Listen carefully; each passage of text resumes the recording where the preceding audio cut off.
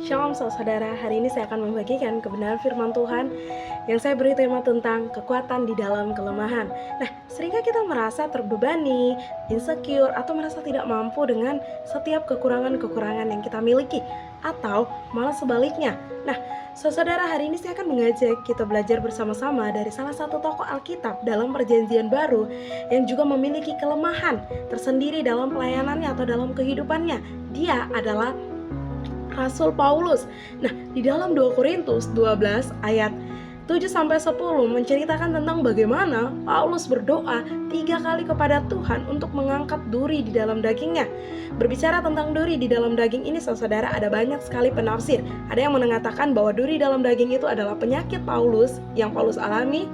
Ada juga yang mengatakan bahwa itu adalah kecacatan secara fisik.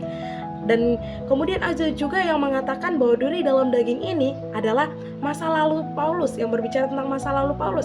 Nah, apapun itu saudara, ini menjadi tantangan tersendiri bagi Paulus atau menjadi kelemahan tersendiri bagi Paulus dalam pelayanannya atau dalam kehidupannya.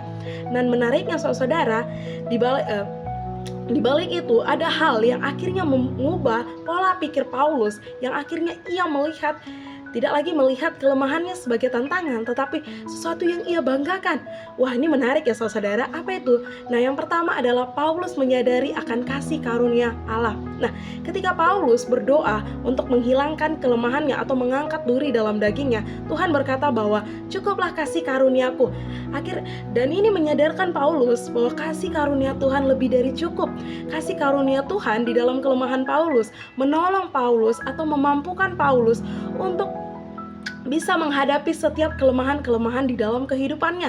Bagaimana dengan kita saudara? Biarlah kasih karunia itu kita lihat di dalam kelemahan kita dan memampukan kita untuk terus merasa cukup atau merasa dikuatkan di dalam kelemahan kita. Yang kedua, apa yang membuat Paulus berbangga atas kelemahannya? Yang kedua adalah ia menyadari akan kuasa Tuhan.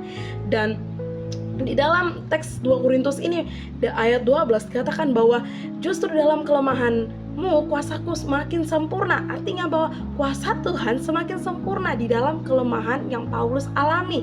Paulus menyadari bahwa di dalam kelemahannya ia bisa melihat atau merasakan kasih atau kuasa Tuhan dan memampukan Paulus untuk menghadapi setiap kelemahan-kelemahannya bahkan di dalam pelayanannya.